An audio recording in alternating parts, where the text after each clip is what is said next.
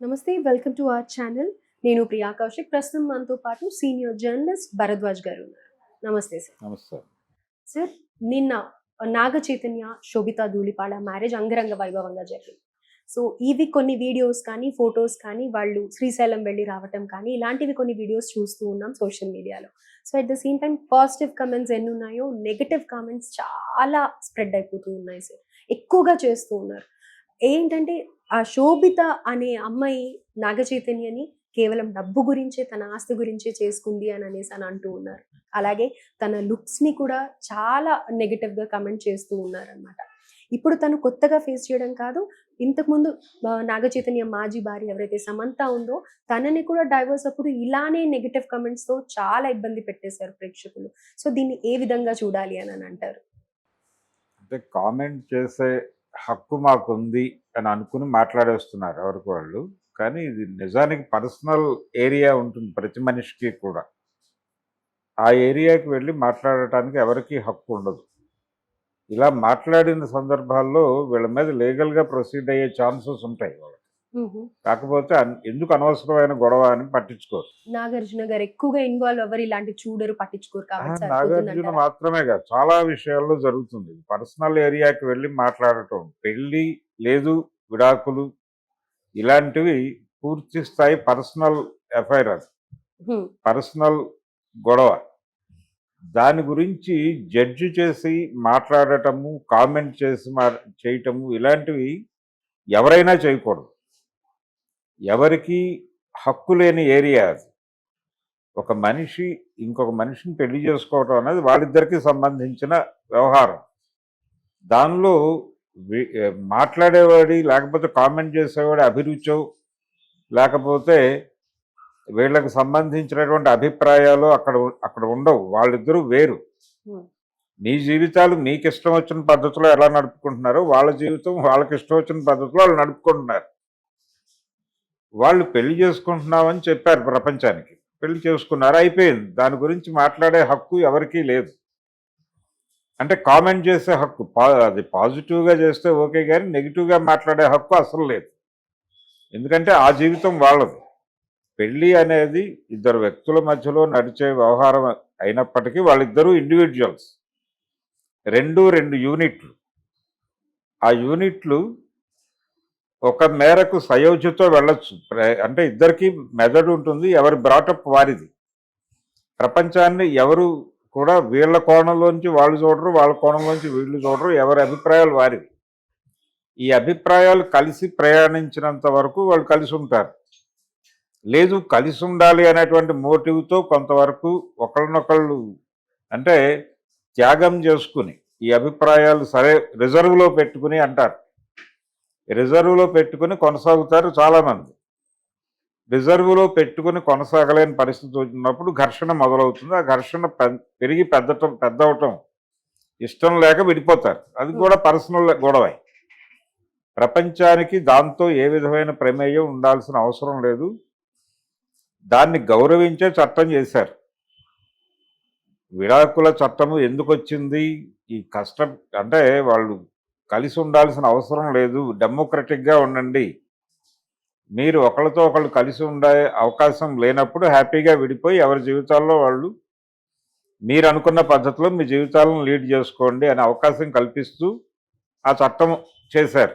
So అప్పట్లో సమంతకి negative గా మాట్లాడిన ఈ ప్రేక్షకులే వాళ్ళే ఇప్పుడు మళ్ళీ శోభితా ధూళిపాడ మీద నెగటివ్ గా నాగ చైతన్యని తిట్టి పోసేస్తున్నారు. వాళ్ళే ఎవరైనా సరే గ్రాంటెడ్గా తీసేసుకుని పర్సనల్ జీవితాల్లోకి ఎంటర్ అయిపోవటం అనేది వీళ్ళ నైజం. ఇది ఇబ్బందికరము, ప్రమాదకరము కూడా. ఇది ఇక్కడ వరకు పర్వాలేదు. అంటే యూట్యూబ్లో ఆ వీడియోస్ కింద కామెంట్లు పెట్టడం వరకు పర్వాలేదు. కొంతమంది వేదికల మీద మాట్లాడేస్తుంటారు. వేదికల మీద ఫలానా వ్యక్తి 4 పెళ్ళిళ్ళు చేసుకున్నాడు అనేది మనం మొన్న జరిగినటువంటి ఆంధ్రప్రదేశ్ ఎలక్షన్స్ సందర్భంగా విన్నాం. సాక్షాత్తు రాజ్యాంగ పదవిలో ఉన్నటువంటి అంటే ముఖ్యమంత్రి పదవిలో ఉన్నటువంటి జగన్మోహన్ రెడ్డి గారు స్వయంగా అనేక సభల్లో నైతిక కోణాన్ని జోడించి పవన్ కళ్యాణ్ మీద దాడి చేశాడు. దాడి చేయటం నిజానికి రాజ్యాంగ ఉల్లంఘన. అది రాజ్యాంగం ఎందుకు ఉల్లంఘిస్తున్నాడు ఆయన అని నేను అంటున్నానంటే, ఆయన ఈ ఈ పెళ్లిళ్ళ గురించి మాట్లాడటం అనేది ఆయన వ్యక్తిగత స్వేచ్ఛని ఈయన కామెంట్ చేయటం. రాజ్యాంగం ఆయనకు కల్పించిన హక్కు అది. దాన్ని ఇబ్బందికరంగా కామెంట్ చేయటం అనేది రాజ్యాంగ ఉల్లంఘన కిందకే వస్తుంది. జగన్మోహన్ రెడ్డి చేసింది అదే. అలాగే ఆయన పెళ్లిళ్ళు చేసుకున్నాడు, విడాకులు ఇచ్చాడు. విడాకులు చట్టం ఉంది ఈ దేశంలో. విడాకుల చట్టం లేకపోతే నువ్వు మాట్లాడొచ్చు. చట్టం ఉంది కాబట్టి దాన్ని వినియోగించుకుని ఆయన ఒక పెళ్లి తనకి అంటే దాంతో కొనసాగలేని పరిస్థితి ఉంది కాబట్టి అక్కడ కట్ అయిపోయి వేరే చోటకి వెళ్ళిపోయాడు ఆయన. దానికి రాజ్యాంగపరమైన అనుమతి ఉంది, చట్టపరమైన అనుమతి ఉన్నప్పుడు మీరెవరు మాట్లాడటానికి ఇంకొక మనిషికి హక్కు లేదు. అయినప్పటికీ ఆయన మాట్లాడాడు.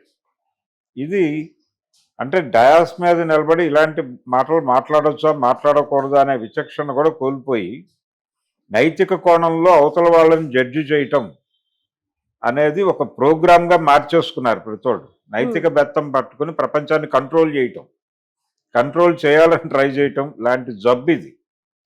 ఆ జబ్బు చాలా మందిలో కనిపిస్తుంది. ఆ జబ్బు ఉన్నవాళ్ళు ఎక్కువ ఈ ఏరియాలో మాట్లాడుతూ ఉంటారు. అలా కామెంట్ చేయటం అంటే వీళ్ళ పెళ్లికి సంబంధించి ఆయన పెళ్లి చేసుకుంటాడు, మీకు ఇష్టమైతే చూడండి ఆ వీడియో, లేదంటే మానేయండి. పెళ్లి చేసుకుంటున్నారు అనేది ఒక సమాచారం మాత్రమే. దాన్ని సమాచారంగానే చూడండి, అంతకు మించి ఎవరికి అందులో ప్రమేయం ఉండాల్సిన అవసరం లేదు. రెండోది వాళ్ళు అమ్మాయి అతను ఇలాంటి అమ్మాయిని పెళ్లి చేసుకున్నాడు ఏమిటి అని మాట్లాడే హక్కు కూడా ఎవరికీ లేదు. బాడీ షేమింగ్ కూడా చేస్తున్నారు. బాడీ షేమింగ్ చేసే హక్కు లేదు. అసలు ప్రపంచానికి సంబంధం లేని వాళ్ళ ప్రైవసీ గొడవ. వాళ్ళ ప్రైవసీని భంగపరచటంగా వస్తుంది. అందుకని వీళ్ళ మీద లీగల్గా ప్రొసీడ్ అయ్యే హక్కు ఉంది వాళ్ళకి ఇద్దరికి. కానీ ప్రొసీడ్ అవుతారా లేదా అనేది వేరే గొడవ. చాలా సందర్భాల్లో ఏంటంటే ఎందుకు వచ్చిన గొడవ ఇదంతా అనుకుంటారు. రెండోది సెలబ్రిటీస్ అవ్వటం వలన బయట చర్చ జరుగుతుంది. వాళ్ళిద్దరూ సినిమా ఇండస్ట్రీలో ఉండటం వలన వాళ్ళ పెళ్ళి ప్రపంచపు పెళ్లిగా మారింది. అదేదో పాత రోజుల్లో ఒక మాట ఉండేది, శ్రీశ్రీ గారు అంటే ప్రపంచపు బాధ శ్రీశ్రీ బాధ, కృష్ణశాస్త్రి బాధ ప్రపంచానికి బాధ. అలా ఇప్పుడు సమంత నాగచైతన్య విడాకులు ప్రపంచ విడాకుల సమస్యగాను, నాగచైతన్య శోభిత వివాహం ప్రపంచ వివాహ సమస్యగాను మారిపోతున్నాయి. వాళ్ళు సెలబ్రిటీస్ అవటంతో ఈ గోలంతా జరుగుతోంది. ఇది వాళ్ళకి తెలుసు.